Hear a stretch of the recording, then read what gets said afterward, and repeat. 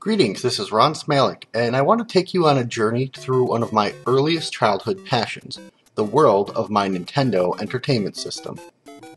Now, if you came here through my Minecraft channel, then you know that I put a lot of time and energy into my hobbies, and well, this is really where a lot of that got its start. Now, in 1985, I was a frequenter of many video game arcades. I had my Atari 2600 system, and I had played a few games on the TRS-80 or TI-99-4A computer systems, but I had no idea what was in store with me at the age of 12 when I came across an in-store demo of a game called Super Mario Bros. For its time, Super Mario Bros. Had amazing graphics, and I was completely blown away by the music that was in the game, other than just the same repetitive sound effects. That was it. I had to have this system. I begged and begged, sorry Mom and Dad, for this system until that following Christmas, when I received it as a gift. I received the deluxe edition, which came packaged with the robotic operating buddy named Rob, the light gun zapper, and two games that I don't really think I knew existed, Gyromite and Duck Hunt. I saved up the rest of my Christmas money to purchase that Super Mario Bros. Game as soon as it came back into stock because it was actually sold out in my area. From that point forward, I was hooked, and every piece of allowance money that didn't go into my savings account went into Nintendo products or Nintendo third-party products. Every peripheral that came out, I had to try it. Every publication that even talked about Nintendo, I had to get involved with. Now, I've been a lifetime subscriber to Nintendo Power Magazine and the Nintendo Fun Club newsletter before it.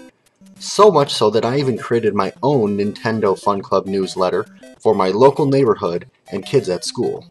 I competed in the Nintendo World Championships, making it to the semifinalist round, and in 1988, I was actually featured in Nintendo Power Magazine. But we're getting a little bit ahead of ourselves. From about 6th grade all the way through the end of high school, the Nintendo Entertainment Center was my #1 source of games. I probably played at least 100 different titles between owning and renting, and I'm going to show you about 32 of those titles that I owned over the course of this series. Before we get into the gameplay though, I want to show you some kind of cool memorabilia stuff that I have that sort of tells you a little bit about what I did in and around the game space. So I'm pretty proud of my collection of Nintendo peripheral publications, game manuals, strategy guides, that sort of thing. I'm sad to say that about 7 years ago, I actually sold all of my Nintendo Fun Club newsletters and Nintendo Power Magazine back issues for a pretty good amount of money. But I did keep one issue, and that's the first thing I'm going to show you because this is probably one of the coolest things that I have. This is the track and field issue from November/December of 1988. If you want to get a full understanding of what's in this issue, there is a YouTube channel called the NES Talgaholic who actually walks through old Nintendo Powers page by page. But I want to point out one particular page. This is me at age 15, snuck down here at the bottom of page 101 in the very first Power Player profile that was featured in the magazine. I'm just going to read a little bit about myself at that age because it kind of gives me a kick. Power Player Profile, Ron Smalik, Streamwood, Illinois, age 15. Ron studies his games carefully and uses his skills for big video game achievements. That makes him this issue's Power Player. Favorite games, The Legend of Zelda, has got to be the best because it has so many levels and you really have to find out a lot of things for yourself. There are a lot of bad guys too. The Dark Nuts are the coolest. So obviously I wrote this myself when I sent in the application. Outstanding video game accomplishments. I can solve games very quickly. I went through the first quest of The Legend of Zelda in 2 weeks, and the second quest in a week and a half. I also got the best ending in Metroid after I went through the game just 2 times before. That was neat because after the best ending you can play the game as Samus's true identity. Special strategies. The magazines have a lot of great tips. I read the tips and try them all over the place. In the second quest, during The Legend of Zelda, I looked forever for the ladder, and I finally found it after walking through walls everywhere. I actually don't remember what that was. Other interests. I draw, and I really like the Far Side and Garfield comics. I'm also playing offensive and defensive tackle on the sophomore football team in school, and I'm in the swing choir. Future games, I'm really looking forward to Super Mario Bros. 2, Zelda 2, The Adventure of Link, and I also think that Dragon Warrior looks great. I actually had no idea how cool those games were and what I had in store for me. So that kind of sets the tone for what you're going to see. I have just a few other things. Strategy guide for Final Fantasy 1.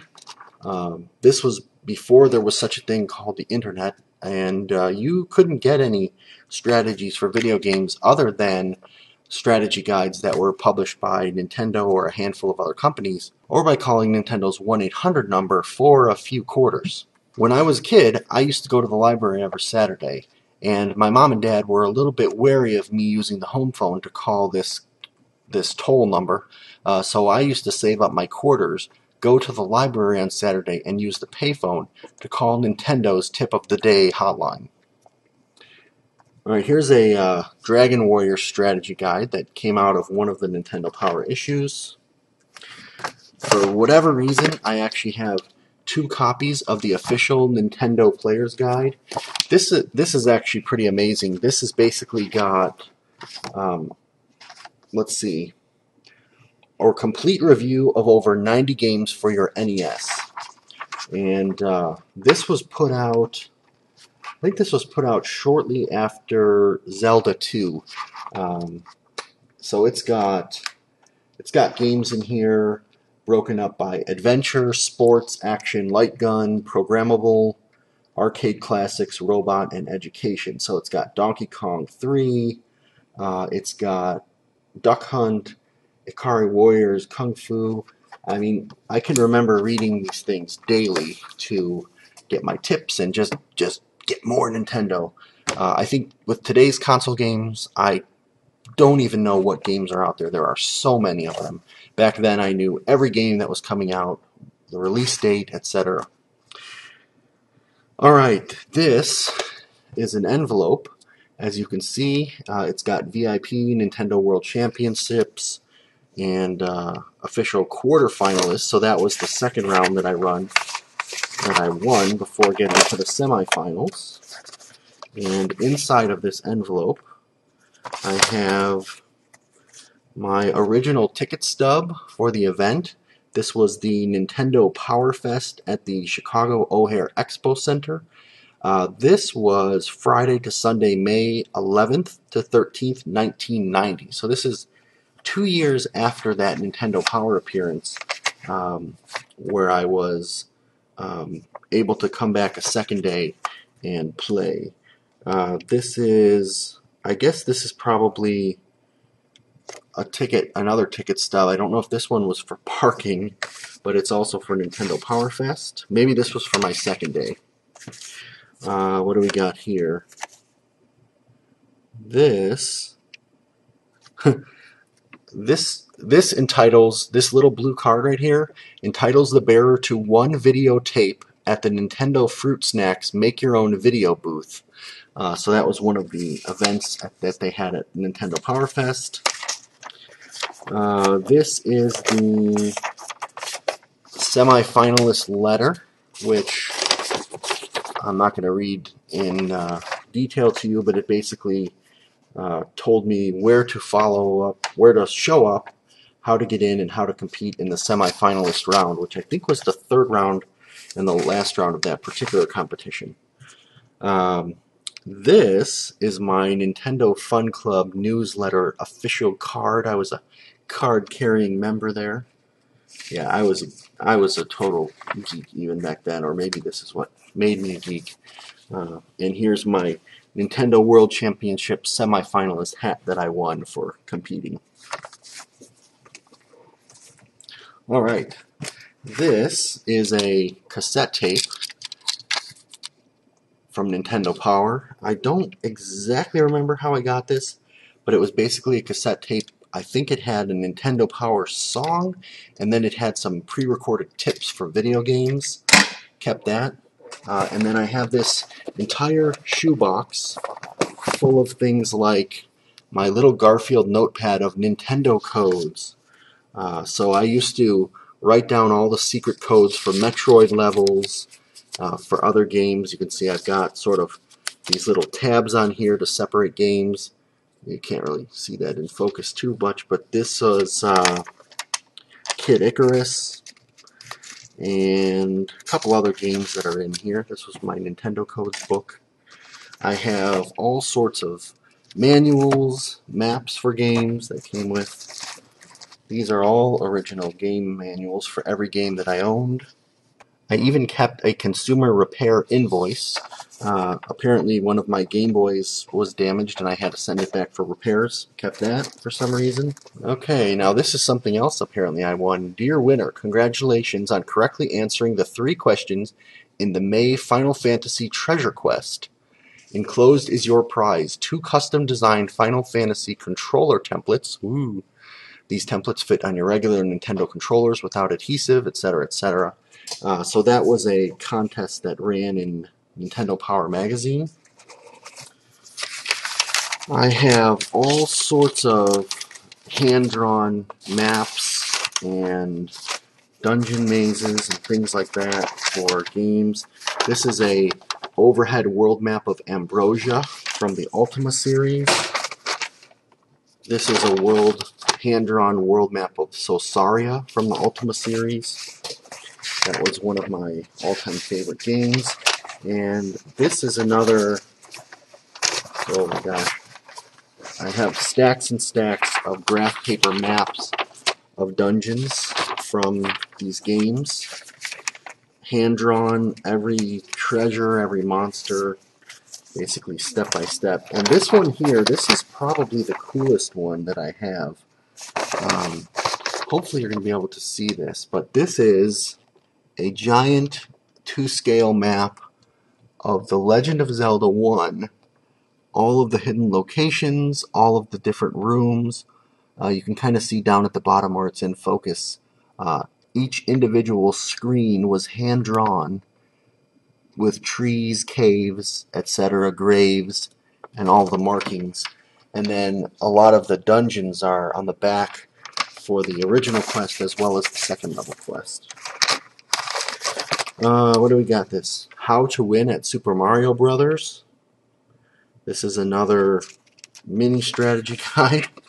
I have several pair of these 3D glasses for 3D World Runner and Rad Racer and a couple other games. Bet you didn't know that back in 1988 Nintendo was putting out 3D games. I even have manuals for games that I owned, like Karnov, but I can't find them anymore. So they either were sold or given away or something along the years. Here's another stack of manuals from all kinds of games that we'll go through this series. And I'll probably show you each of these as I show you those games. So I'm not going to do now. And it looks like last but not least is Tips and Tactics Instruction Book for The Legend of Zelda. Again, more maps of Zelda. How many maps of Zelda did I need? This one's got full color pictures of all the dungeons and everything else. This is a mini version of that hand-drawn map that I made. I made my map before I got this, I know that for sure. And then when I did get this, I was kind of like, oh, well, did I do all that work for nothing? Obviously not, because I kept it all these years, and I treasure it quite a bit. Alright, now this is something I am super excited to show you. This is issue number 1 of the Elk Grove Streamwood Nintendo Fun Club newsletter. So this was hand-drawn by me probably around the age of 13. And basically, this is a newsletter that I created, similar to Nintendo Fun Club newsletter, before there was such a thing as Nintendo Power. I had about, if I remember correctly, about 20 subscribers. These were kids from my neighborhood up to about 4 blocks away that I would make these issues, and then I would have my mom Xerox many copies of them for me at work, and I would drive around on my bike and deliver them. I would also deliver them to kids at school in the lunchroom. I don't think I charged for them, at least I'm almost certain I didn't. And I also would put up flyers on the pin-up boards in my local grocery store so people could subscribe. This is an original copy, so it's in a little bit delicate condition, but handmade table of contents. I used my cousin's Apple IIe computer, I think it was, to keep a list of all the known games that were out at the time. And what I said here is, hey, you're the owner of the first issue of our magazine. We've already had a whole lot of input from our members. We have only been running for about 2 weeks, and already we have over 20 members. Okay, so there you go. We have a load of tips and reviews lined up for our next issue. It will feature tips on The Legend of Zelda and more reviews from the official Nintendo Player's Guide. Watch out for the next issue. It should be out before the summer. So this is the official Nintendo Game Watch for all you who like to keep up with current games. Here's a list of games for Nintendo. And I drew a little mushroom jumping on Mario's head. And the second feature, okay, there's the game list continued. Hey, you got a lot of questions to ask? For answers, call or write these companies. I actually went and researched and printed the toll-free or the cost numbers for Nintendo Data East, Tecmo, FCI, Capcom, Sunsoft, SNK, Broderbund, as well as I put all of their addresses there in case anyone wanted to get information directly from those companies. And you can bet that I sent at least 1 or 2 letters to every one of these companies and had called all of these companies to see what tips I could get and talk about what games were coming out next at the age of 12. For all of you not yet in the Fun Club, here's your chance to buy some great merchandise. So basically, these were merchandise that were available through, I guess, through the Nintendo Fun Club itself. And I was listing out the prices to... My idea was that someone would give me the money and then I would purchase it and then give it to them. But I think that probably wasn't the most legal thing to do at the time. To order any of these or get info, call... Yep, and there was my phone number when I was a kid. Okay, ads page. Attention, anyone who owns the first issue of the Nintendo Fun Club newsletter, contact Ron. I think at this point I was still looking for the first issue because I started subscribing at issue 2. Do you have any friends wanting to join our club, the official club, or get their... Wait. Do you have any friends wanting to join our club or the official club? Get their name, address, and give them to Ron. For every 3 that you give, you will get $1. Wow, that was pretty generous. Anyone interested in buying Kung Fu for around $20, contact Ron. Member questions. As you know, our fun club has many members, and we all have questions. Send them in, and we'll print the answers. 1. Has anyone found the 2, 3, or 4 minus worlds on Super Mario Bros.? 2. Found any games with secret codes for selecting rounds? 3. Did you find the warp from 8-4 to 8-1? So I don't really know if we ever printed answers to those questions, but there they were. Alright, game review section. Here's some game reviews straight from the official Nintendo Player's Guide.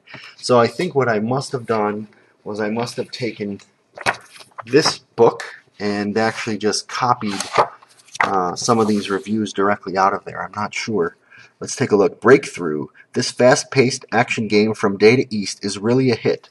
Your mission is to rescue the PK-430, a secret fighter plane, and fly it home. There are 5 enemy strongholds that you must pass to accomplish your mission, including mountain cities and prairies. It's not easy to defeat helicopters, tanks, and jeeps, but you're not unarmed. You're driving a super-armored missile-launching car. This game is definitely a great game to get. And then I also have a Ghosts and Goblins review. Here I actually made a crossword puzzle, and you can see that I kind of pasted this all together so that when it got Xeroxed it looked a little bit better, as well as a search-a-word. Okay, Pros Corner. This is for those of you who like shortcuts and easier gameplay. These tips were submitted by members of our club. If you have any tips or just want to tell about a weird experience with one of your games, then call. Metroid. If you know how to use the wall door method, try using it everywhere to find interesting minus worlds. I'll try and remember to show you some of these trips when we actually play the games. But I've got some codes in here. Kid Icarus, Gradius. Gradius I do not have the cartridge. I think my cousin Scott owned that, and basically, I'm pretty sure, yep, this was the standard Konami passcode, which was up, down, down, left, right, BA, select start. Zelda. What did I say about Zelda? If you're having trouble with the first quest, type in Zelda as your name and start on the second quest with all new Oh, I totally forgot about that. Okay. This is the start of my wise buying guide. Are you having trouble finding merchandise and getting it at low prices? Here are some tips for you. KB Toy Stores usually has a pretty good selection, but the games start at almost $40. Outrageous! Toys R Us also has a good selection and prices are lower. If they don't have the game that you want on the shelf, go to the front window and double check their stock. Child World has a little smaller selection, but the prices are the same. Places like Kmart and Zayre usually only have about 5 games, but prices are in the 20s. Fredder and Highland have small selections also, but prices are a bit higher. Let us know what your favorite stores are. And here I drew Kid Icarus trying to decide if he's going to buy a chalice, a potion, or a feather. So that was issue number 1. I can't tell you how many hours went into making these magazines, but I know we had a heck of a lot of fun, and we actually did get some correspondence from our quote-unquote subscribers. So this was issue 2, and these I drew basically looking at the cover art or other pictures from Nintendo Power and redrew them. Let's see. Which will be the best game? You decide. So apparently this was a big voting issue. Here the table of contents again. Now this is a Xerox copy. I don't have the original. I have a feeling that I gave my cousin the original, and I kept the original for issue 1. Here's the second issue. This is the updated Game Watch, so there's a lot more games, and then you can see in this one I was actually penciling in games as I heard of them, so that by the third issue I could type them all in and have a nice looking list. But this one did not get sent out with all my scribbles. I did that afterwards. We have another game review section. Now these game reviews did not come from that Nintendo book. These actually came from us. So this was my cousin Scott. Here's what he wrote about Metroid. A fast-paced game in which you are a space cop out to defeat the Mother Brain. A very complex game containing many weapons and hordes of new enemies. You must destroy 2 mini-bases, then find Torian, the Mother Brain's hideout, and escape up a long elevator shaft. And I did a review of Zelda 2, Adventure of Link. Young Link, the brave lad who bested the evil Ganon, saved the princess in The Legend of Zelda, has come of age. Now taller and stronger, this proven young man must face a new challenge and an old enemy. You set out in search of the 6 palaces to find 6 gems, return them to their rightful places, and go rescue Zelda from the sleeping spell. And then apparently I did a game called Chubby Cherub, which I must have rented. I did not own. I did a review of the NES Advantage, which was a really nice joystick. Here we actually Xeroxed an ad page from Data East and put that in. I think I must have included it because of games like Karnov and Breakthrough that I owned. Burger Time was in here, and actually Kid Niki I owned as well. Let's see. This is the NES Max. And then we had a cover contest. What will the next cover of our magazine look like? Draw a cover and send it to us. We will pick the best one and use it for the next issue. If there's more than one, we'll use the best ones in issues to come as well. Pretty sure we didn't actually get any cover submissions sent in. Most popular game. For each of the games on this list, rate it from 1 to 5 points.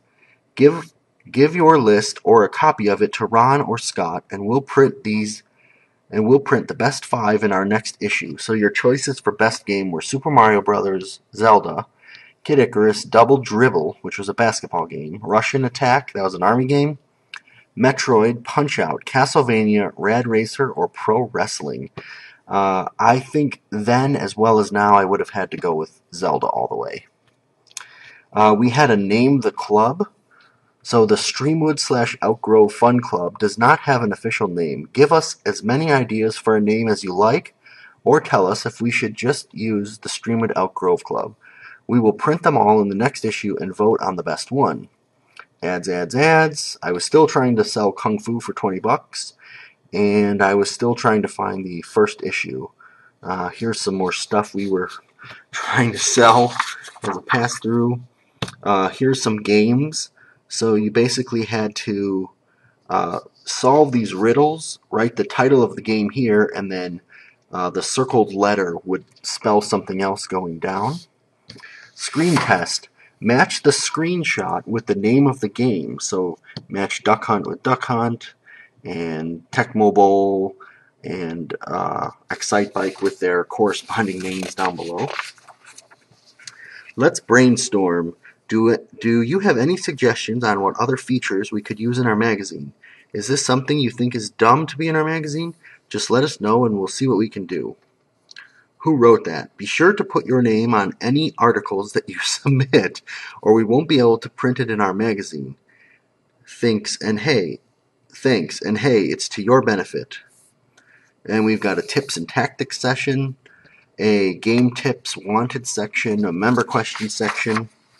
Then we have a hand-drawn map of a Super Metroid level, or Super Tip Metroid. This is telling you where to get some of the bombs and stuff like that. There was a Mike Tyson's Punch-Out code.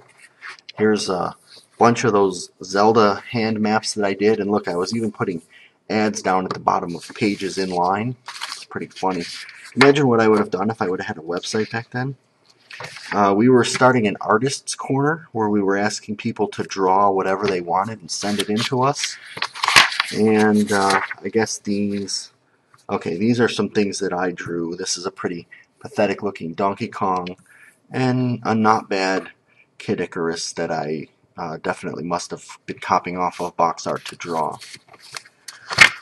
Okay, so that was the Streamwood Elk Grove Nintendo Fun Club newsletter, the only 2 issues that I think got published. I think we were working on a 3rd issue, but for some reason we never actually put it out.